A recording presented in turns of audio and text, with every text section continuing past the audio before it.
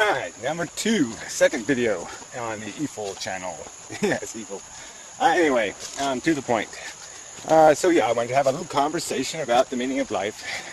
Real quick rundown on what it is that we're doing here. So let's start with that Big Bang thing you heard about. Okay, so the universe initiates. We don't know why there's something rather than nothing. That's true.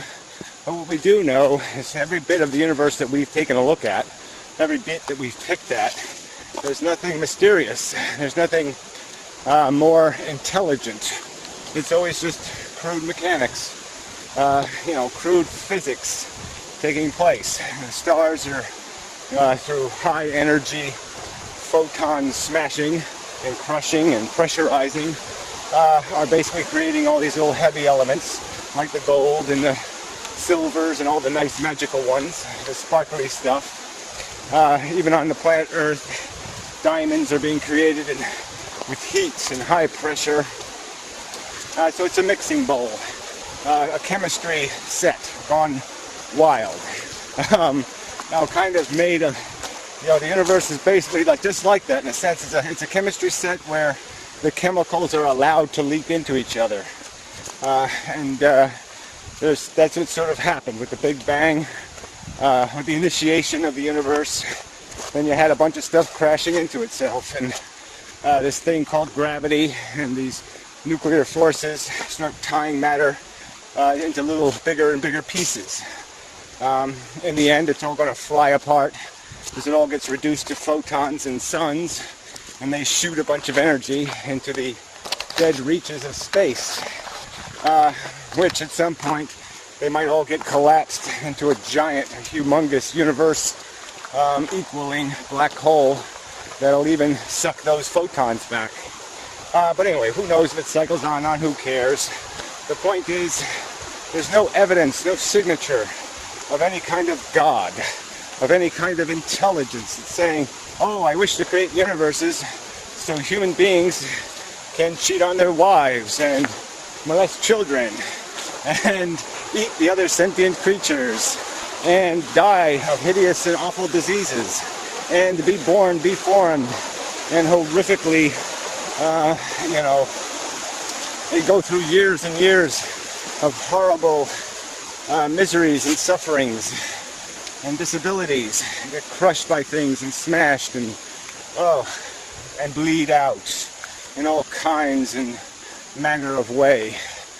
And, so 1 million of them a year can find some way to jump off a cliff or, strangle the life out of themselves and snap their little spinal cords. No, that's the truth. The truth is there's nothing out there who said, oh, it'd be a good idea if we make little smart creatures, so they can have a big high opinion of themselves and talk about spirituality and ghosts and all of that kind of stuff. Nope, it's not happening. It's rocks and dirt. That's where we came from. That's the chemistry of our origins. And it's through billions of years of a DNA molecule evolving that we exist. And all our faculties exist to serve the initiative of competition, the mechanics of competition. It is a competition.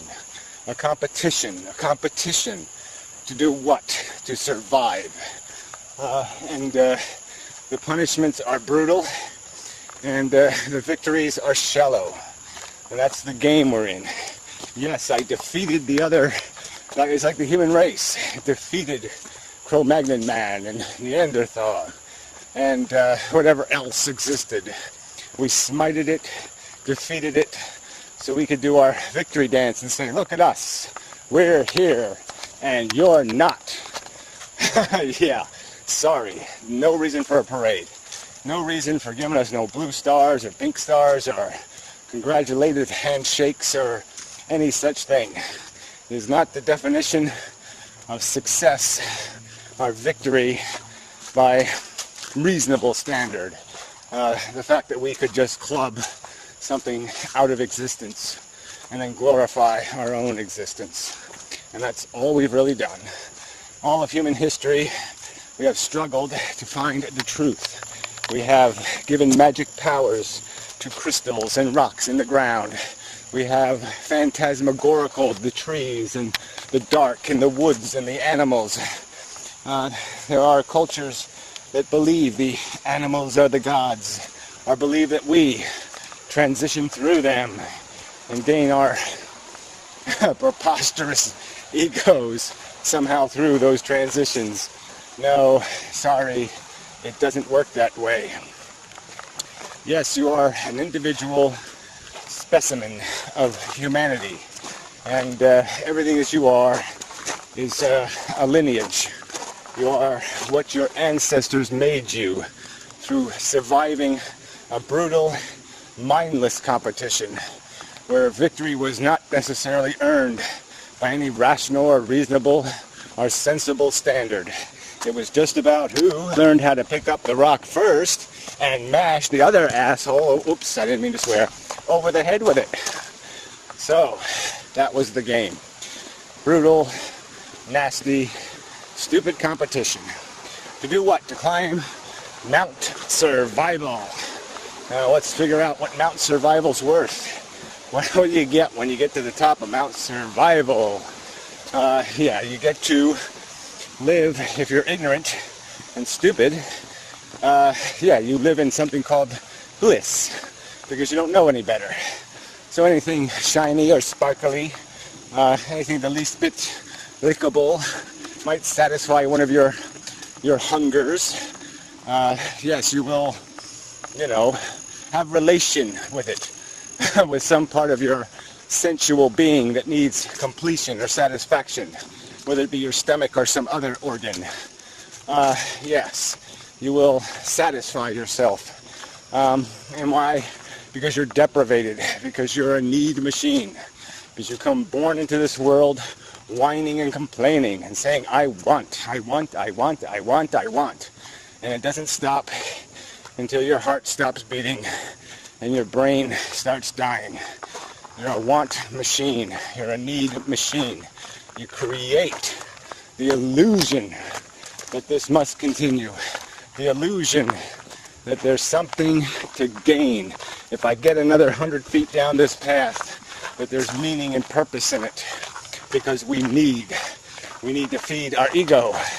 We need to have another chance at the roulette table. Because we're addicted like a gambler. We are addicted to the game. So we're in the game. And all we know how to do is throw the dice. That's it. That's what we're made to do, is to play the game. To feed the hungers. To feed the I wants. And they can manifest themselves in all kinds of different ways. But it really doesn't matter. Even the great Buddhas want. They want for a clean staircase. For their procession. They want for shinier gold on their Buddha statues. They want for a cleaner shave of their bald heads. They want for their own rituals, their own housekeeping, their own perception of meaning.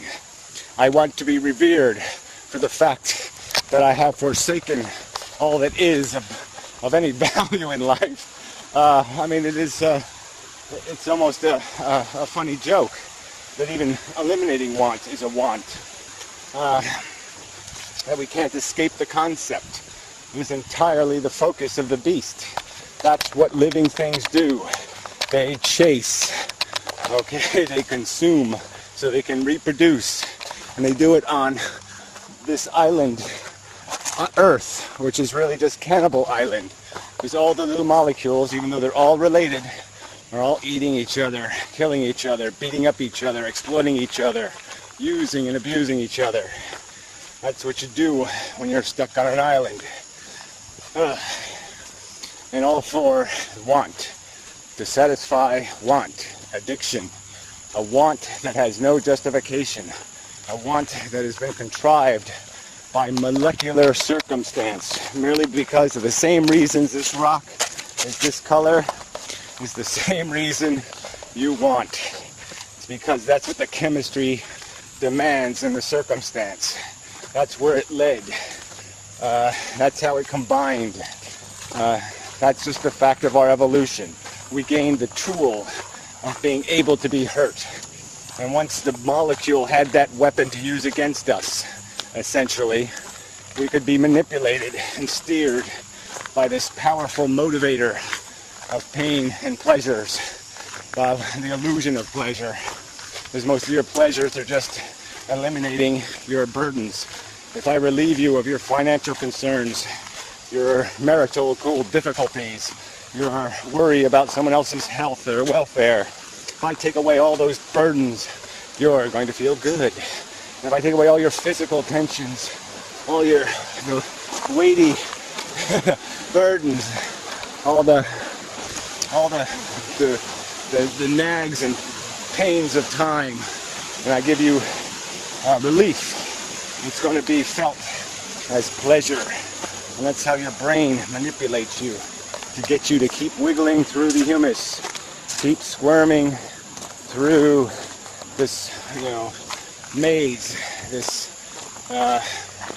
labyrinth of all kinds of doom and horror, and all for nothing in the end, to die, not to reach a pinnacle, not to stay once you climb the mountain of success and survival. No, you don't get to stay. You're just going to be thrown off the back end of the mountain to bounce down the rocks and the cliffs of likely, unless you're very lucky, unless good fortune shines on you, you will be plummeted and pummeled to death, little bits at a time. Your dignity will be removed. You will be stripped of all peace of mind, all comfort will be denied you as you are thrown into the mouth of the shark to be gobbled like every other living thing ends. Alright, I still got 2 minutes. And that's how the game is played. And it's a brutal, nasty, stupid, wasteful, pointless. This is a key word. There is no God. There is no creator. The DNA does not have a brain. Evolution is not an intelligent force. It's just a force of circumstance. That's what reproducing molecules will do. If they're capable of mutating, they will evolve. That's what reproduction and mutation equal. Just like Einstein's theory, E equals mc squared. Well, mutation plus reproduction, R plus M equals E, evolution. You will change and adapt. You will compete with your own brother and sisters, your own living sentient kind.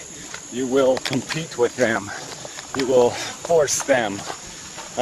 You will be forced to play a vicious, horrid game in a brutal world. And although we have taken some of the edges off with our civilization, the fact is you're going to end up in the ground. You're going to end up worm food or incinerated or in some other way finished, destroyed, powdered. You're going to be powdered back to nothing. And why do this? Why especially impose this on some new victim? Come on. There's no point in it. So, enough of the video. Thank you very much.